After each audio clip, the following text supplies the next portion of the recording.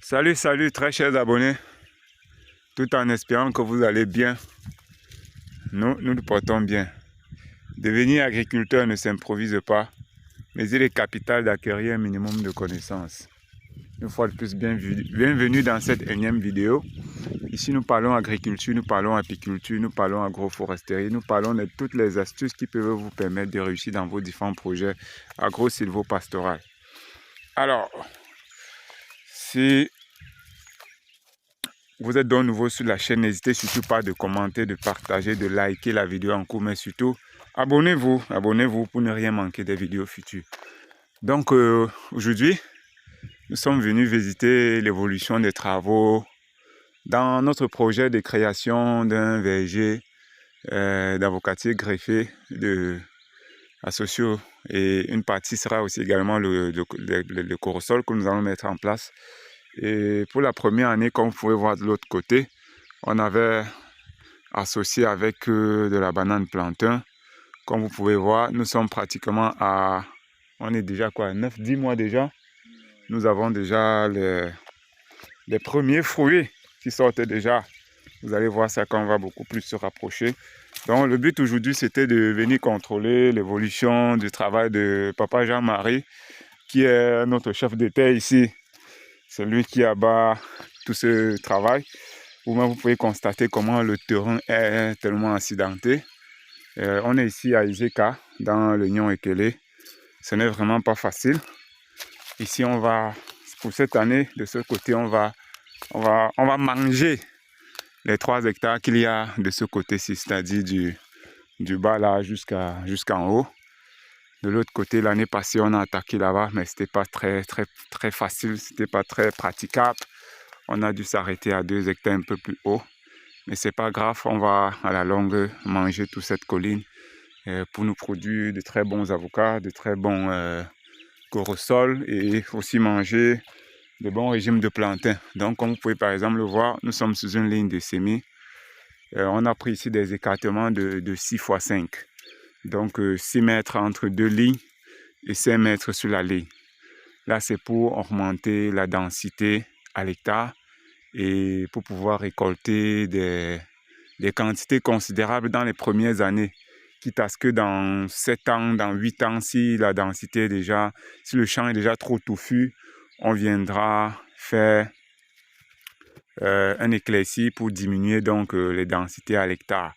Et aussi, dans les premières années, on va venir mettre entre 2 lignes aussi, une ligne de banane plantain entre les 2 lignes là. Vous voyez que de l'autre côté, on a beaucoup de plantain là-bas. On va retirer donc les rejets parce qu'il y en a pêle-mêle, un papier là-bas, il y en a pêle-mêle. On va retirer les rejets là-bas pour venir ajouter de ce côté-ci.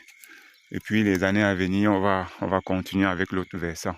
Alors pour ceux qui nous disent souvent que nous causons beaucoup, en tant que forestier, on contribue à la déforestation. Moi, je vais plutôt dire ceci, c'est que nous sommes en zone forestière. En zone forestière, comme vous pouvez voir un peu de part et d'autre, vous voyez que c'est la forêt dense. C'est la forêt dense vraiment. En zone forestière, on n'a pas le choix. Vous voyez à quel point c'est dense. On écoute des singes, des oiseaux et autres là de part et d'autre.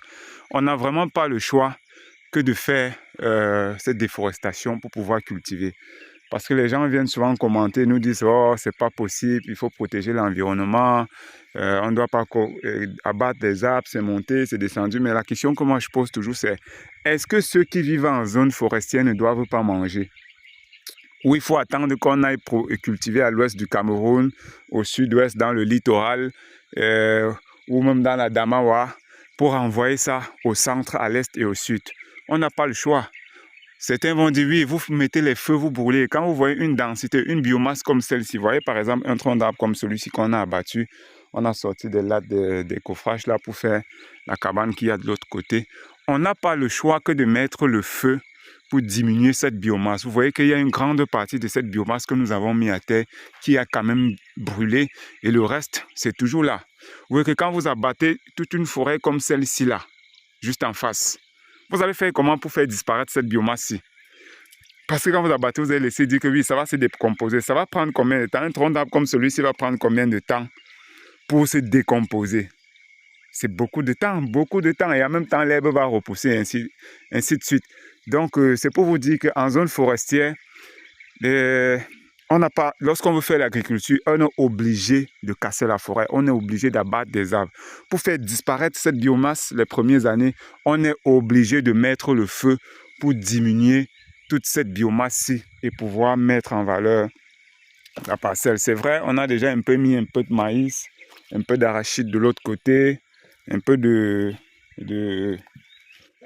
pistache pour que ça puisse envahir la surface du sol et limiter donc le développement des mauvaises herbes, le temps que nos fruitiers puissent bien se lever et qu'on revienne 3 mois après commencer avec le nettoyage. Donc là, on va passer de l'autre côté, vous allez voir l'évolution de la parcelle de bananes plantain aux avocatiers que nous avons déjà mis il y a cela 10 mois. Ça évolue très bien, les premiers régimes sont déjà en train de sortir. Donc on va avancer là. Donc voilà, on est déjà du côté des bananes plantain. Donc ici, on a pu, avec tous les problèmes que nous avons rencontrés, comme vous l'avez vu dans les vidéos précédentes concernant ce projet, on avait finalement pu travailler du bas là vers le haut. On a pu travailler 2 hectares de ce côté et 1 hectare de l'autre côté. Donc voilà, il y a beaucoup de rejets, comme on parlait tantôt. Vous voyez, il y a beaucoup de rejets qui sortent. Il y a au minimum 6 rejets par banane plantain. Vous voyez que c'est énorme. Il faut déjà diminuer tout ça pour permettre la formation des gros fruits ou des gros doigts de plantain. Parce que lorsqu'on laisse trop de rejets là, ça diminue aussi le poids du régime. Donc voilà, vous voyez comment c'est tout propre. Voilà donc les premiers fruits qui sont déjà en train de sortir. On est tout content de voir ça. Vraiment content. Alors, voilà les plants d'avocatiers greffés de part et d'autre là, qui sortent bien. Donc, voilà un peu les résultats de ce que nous faisons. C'est vrai qu'il y a eu, on a eu beaucoup de problèmes, hein, beaucoup de problèmes dans ce projet-ci. Il y en avait tellement, mais que ce soit le promoteur, que ce soit le technicien sur place, ils ont eu assez de courage et de détermination pour continuer le projet. Vous voyez, et les plants greffés, ça avance quoi. Donc, il y a les avocatiers partout là. Vous voyez qu'on va sortir d'ici quelques mois des tonnes hein, de régime de plantain. Donc, si vous êtes des acheteurs de plantain, contactez-nous déjà hein, via le numéro qui s'affiche en bas de votre écran. Il faudrait déjà nous contacter parce que d'ici quelques mois, c'est des milliers de régimes de plantain qui vont sortir par ici. Voilà, les avocats. Vous voyez comment ça pousse bien avec aussi l'arrivée des pluies. Tout se passe bien quoi. Voilà. On retire les jeunes griffons toujours. Les jeunes bourgeons. Donc voilà un peu. Le champ se porte quand même très bien. L'avocatier là de part et d'autre. Allez, si vous voulez aussi qu'on puisse vous accompagner à implémenter des projets comme ceux-ci. Vous avez vu au départ quand c'était encore la forêt dense comme juste en face là. Comment on faisait venir des gens pour travailler, pour abattre toutes les différentes étapes. Vous avez été là. Vous avez vu l'évolution. Voilà à quoi ça ressemble aujourd'hui. C'est comme un petit paradis. Voilà des plants greffés là qui poussent. Nous avons des papayers là à l'entrée. On mange déjà du bio quoi. On a mis quelques piments, un peu de manioc là, juste pour la consommation de ceux qui vivent sur le site. La cabane est là, tout est bien. Allez, abonnez-vous. Si vous avez des questions, laissez-les en commentaire. Des remarques aussi. Allez, à très bientôt pour une nouvelle vidéo. Ah, derrière. On nous dit qu'il y a encore beaucoup de bons régimes là derrière qui sortent déjà aussi derrière la cabane. Donc voilà, voyez un peu le derrière là, c'est waouh. Oui, cet avocatier, c'est super. Il pousse bien, waouh. Ouais, ça c'est vrai. Ouais. Ouais, donc ça, ce sont les premiers fruits. Hein. Ce sont les premiers fruits. Donc j'espère que le promoteur, on sait qu'il regarde la vidéo, j'espère qu'il est content de voir ces choses, le produit de ses efforts, le produit de ses investissements. C'est ça. Hein. C'est bien nettoyé. Ouais. Là, il y a un très beau régime là qui sort. Donc d'ici quelques mois, ils sont nombreux, tu as raison. Ils sont nombreux. Ouais. Les avocatiers sont là, on les voit très bien. Ils sont là, ils sont un peu de partout.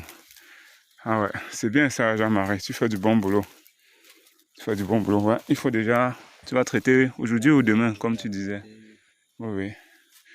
Allez les amis, abonnez-vous. Si vous voulez qu'on implémente vos projets comme ceux-ci, n'hésitez pas à nous contacter. Hein.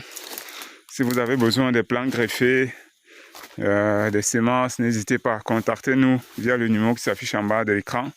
Abonnez-vous pour ne rien manquer des vidéos futures. On va continuer à partager avec vous l'aventure de ce projet. Un des projets parmi tant d'autres qu'on suit. Allez, à très bientôt.